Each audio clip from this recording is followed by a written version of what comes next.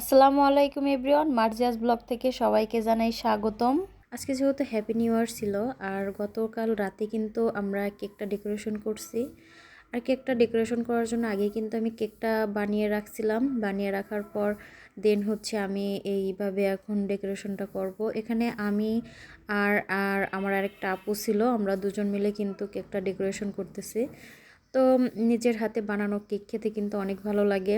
বাহির থেকে কেক কিনতে গেলে কিন্তু অনেক টাকা লাগে। আর যেহেতু নিজেরাই বানাইতে পারি আর বাসায় যেহেতু সব কিছু ছিল, তো ভাবলাম যে একটা কেক বানিয়েই ফেলি।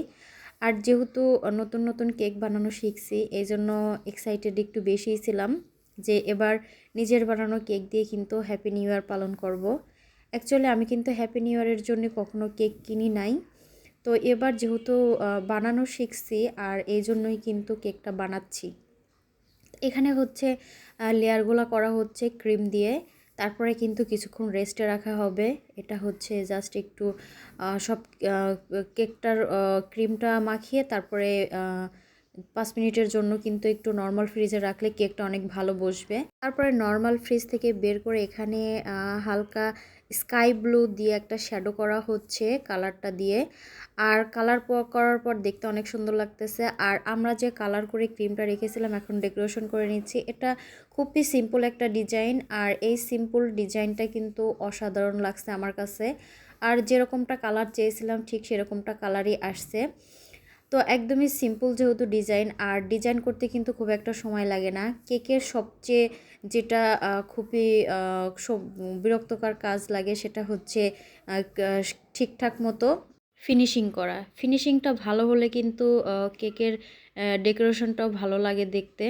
তো ফিনিশিংটা এটার অনেক ভালো হয়েছে। যেহেতু আমরা দ্রুত কেক বানাচ্ছি, এরপরে কিন্তু আরও দুটার কেক অর্ডার ছিল। আর অর্ডারের কেকটা যেহেতু একটু পরে নিবে, এর কারণে কিন্তু ভাবছিলাম যে ওগুলো একটু পরেই বানাবে আপু। তো এখানে হচ্ছে আমি আমার যে হ্যাপি নিউ ইয়ারের কেকটা এটা আগে বানিয়ে নিচ্ছি, তারপরে কিন্তু যে অর্ডারের কেক আছে সেগুলো বানানো হবে। দেন এখানে কিন্তু নামটা একটু লিখে নিয়েছি, আর নাম লিখতে গিয়ে কিন্তু একটু এলোমেলো হয়ে গেছে, মানে এলোমেলো বলতে এখানে নিচে চলে গেছে আর কি, বাঁকা হয়ে গেছে। তো এখন আমি এটা হচ্ছে নর্মাল ফ্রিজে কিছুক্ষণ রেখে দিব, তারপরে কিন্তু যখন কাটবো বের করে নিয়ে কাটবো। নর্মাল ফ্রিজে রেখে দিলে কি হবে, ক্রিমটা কিন্তু টেনে যাবে, মানে ক্রিমটা একটু শক্ত হয়ে যাবে। আর বাতাসে বা গরমের মধ্যে রাখলে কিন্তু ক্রিমটা হচ্ছে গলে যায়। আর এই তো এখন হচ্ছে কেকটা কাটার পালা, কেকটা এখন কেটে দেখতে হবে।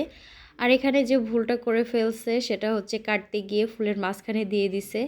আসলে ফুলের মাঝখান থেকে কাটলে আমার কাছে খুবই খারাপ লাগে যে ফুলটাই কেটে গেছে। যাই হোক, এখন হচ্ছে কেকটা দেখার পালা যে কেমন হয়েছে। তো কেকটা কিন্তু যারা খাইছে সবাই অনেক বেশি প্রশংসা করছে, অনেক মজা হয়েছে। যেহেতু বাড়িতে বানানো কেক আর কোনো হচ্ছে ভেজাল নাই, সবাই কিন্তু অনেক মজা করে খাইছে। তো আজকের ভিডিওটি পর্যন্ত। ভিডিওটি কেমন লাগলো অবশ্যই কিন্তু কমেন্টস করে জানাবেন। দেখা হবে পরবর্তীতে নতুন আরেকটি ভিডিও নিয়ে। ততক্ষণ ভালো থাকবেন, সুস্থ থাকবেন। আল্লাহ হাফেজ সবাইকে।